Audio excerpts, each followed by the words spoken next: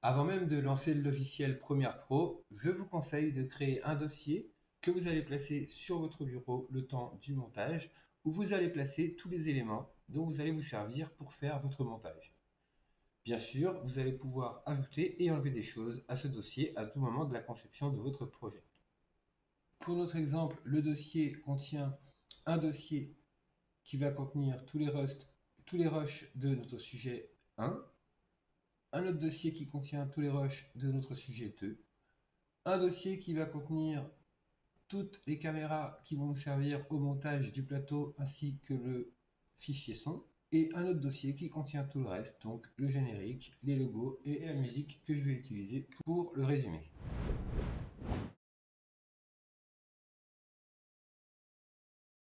Donc on va lancer Premiere Pro et cliquer ici sur Nouveau projet. On va donner un nom à notre projet. Ici, je vais l'appeler Kaleidofoot 12.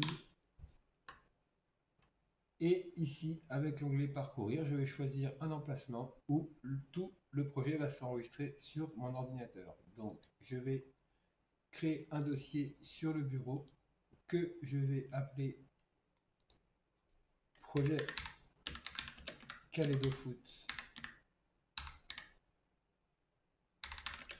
12 et je vais enregistrer tout ça dedans. J'appuie sur OK et nous voilà dans Premiere Pro. Alors, pour que chez vous, vous puissiez avoir exactement la même disposition de fenêtres, vous allez cliquer ici en haut sur Assemblage, puis vous rentrez dans Fenêtres, Espace de travail et rétablir la disposition enregistrée. Comme ça, vous allez vous retrouver exactement avec la même configuration que moi.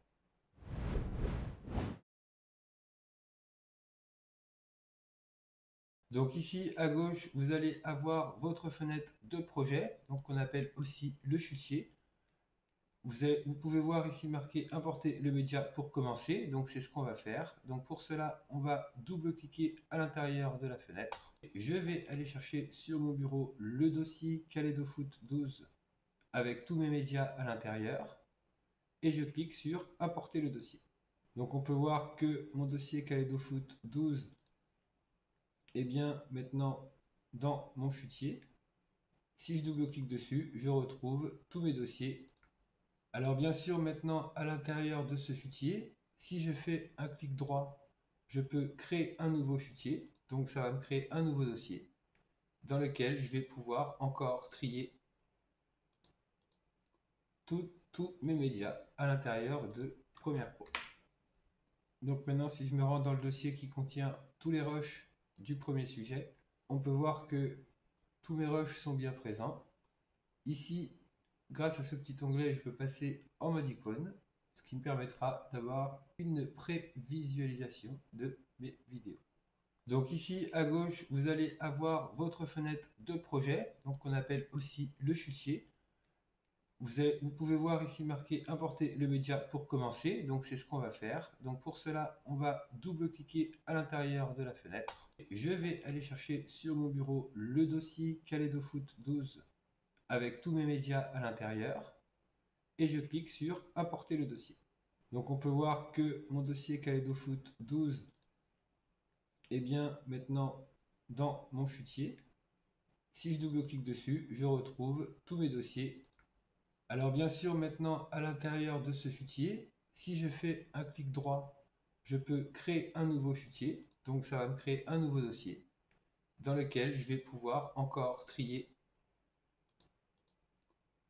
tous mes médias à l'intérieur de Premiere Pro. Donc maintenant, si je me rends dans le dossier qui contient tous les rushs du premier sujet, on peut voir que tous mes rushs sont bien présents. Ici, grâce à ce petit onglet, je peux passer en mode icône, ce qui me permettra d'avoir une prévisualisation de mes vidéos.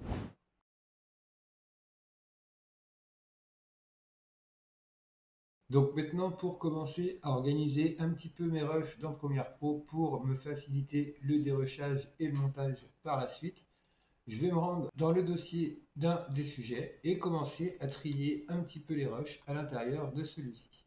Donc si je double-clique sur un rush, tout de suite dans la fenêtre source, il apparaît. Ensuite, en cliquant sur, on peut voir ici que j'ai une petite timeline. En appuyant sur la touche espace de mon clavier, on appuie, on la met en lecture. Et si on appuie une deuxième fois sur la barre espace, la vidéo se met en pause. Ensuite, grâce aux touches fléchées de votre clavier gauche et droite, vous allez pouvoir avancer ou reculer d'image en image. Maintenant, ce que je vais faire, c'est que je vais classer un petit peu par chapitre toutes ces vidéos. Donc je sais par exemple ici que les gamins ils font une course, en fait, leur vitesse de course est mesurée. Donc cet exercice, c'est à peu près tout ça comme vidéo. Donc ça va, je crois, jusque là. Donc je peux sélectionner toutes ces vidéos.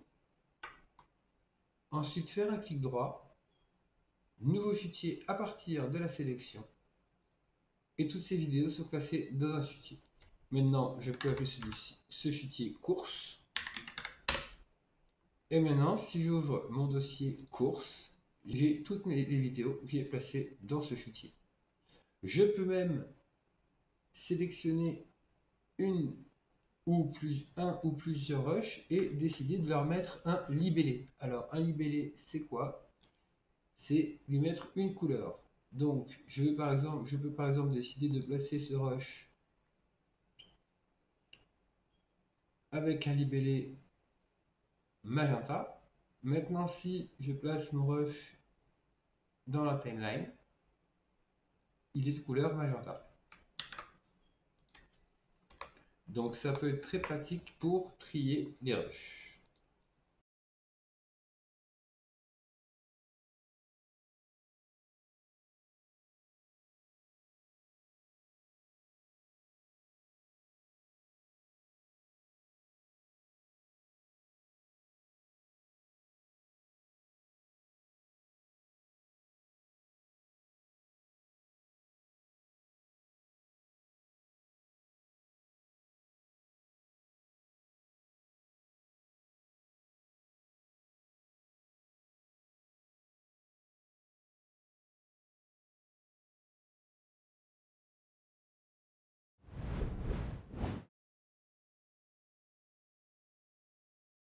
L'étape de dérochage, c'est certainement la moins fun de toutes les étapes de la réalisation de notre montage. Il va s'agir de trier et sélectionner les parties de vidéo que l'on va utiliser pour notre projet. Pour cela, il est primordial de connaître quelques raccourcis clavier. Donc, pour sélectionner un rush, il suffit de double-cliquer dessus à l'intérieur de la fenêtre projet. Tout de suite, il va apparaître ici dans la fenêtre de moniteur source.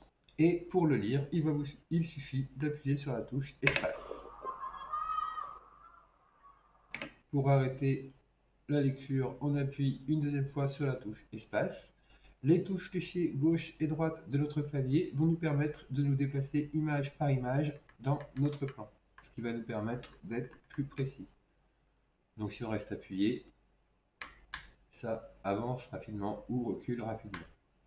On va pouvoir aussi, grâce au raccourci clavier L, pouvoir lire le plan en rapide. Si on appuie une deuxième fois, c'est encore plus rapide. Et une troisième fois, encore plus rapide. Pour revenir à vitesse normale, il suffit d'appuyer sur la touche espace et de relancer la lecture. Alors maintenant, donc je vais double-cliquer ici sur mon premier rush dans mon fichier et on va lire cette vidéo.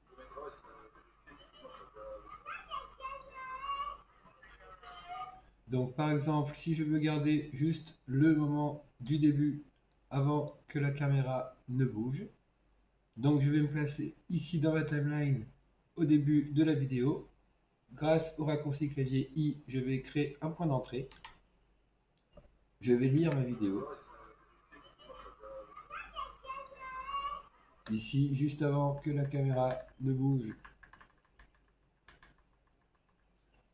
grâce au raccourci clavier O pour Out, je place un point de sortie. Maintenant, la partie de mon rush est bien sélectionnée. je peux maintenant passer à l'autre rush.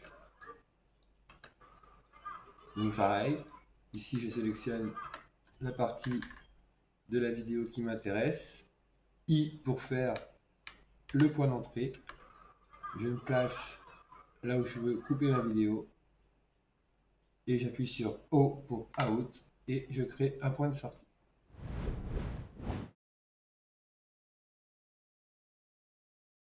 Si dans un même rush, je souhaite sélectionner plusieurs parties, il va falloir créer un sous-élément. Par exemple, pour le cas de ce rush, si je décide de sélectionner avec un point d'entrée et un point de sortie, donc ici un point d'entrée, et dès que le ballon sort du champ, je crée un point de sortie. Donc j'ai bien ma vidéo, ma partie vidéo est bien sélectionnée. Mais maintenant, si je souhaite reprendre à partir d'ici, si je rappuie sur la touche In, eh bien mon premier point d'entrée est annulé. Donc je ne peux en fait sélectionner qu'une seule partie de la vidéo.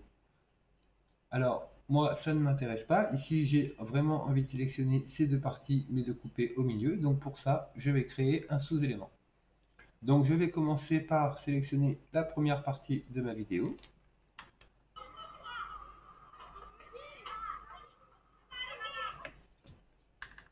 Voilà. Je fais avec la touche O mon point de sortie.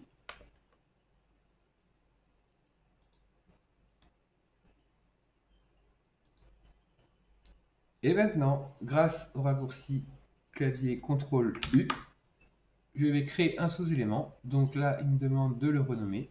Donc je peux lui donner le nom que je veux. Donc par exemple 001. Et je clique sur OK. On peut voir qu'un nouveau rush ici s'est installé dans mon chutier. Si je clique dessus, eh bien il s'agit de la partie de la vidéo que j'ai sélectionnée. Et je peux faire ça autant de fois que je veux dans le même rush. Donc voilà, maintenant on va faire ça pour tous les rushs. Donc je vais laisser la vitesse normale au début et je vais accélérer au bout d'un moment pour pas que la vidéo dure des heures.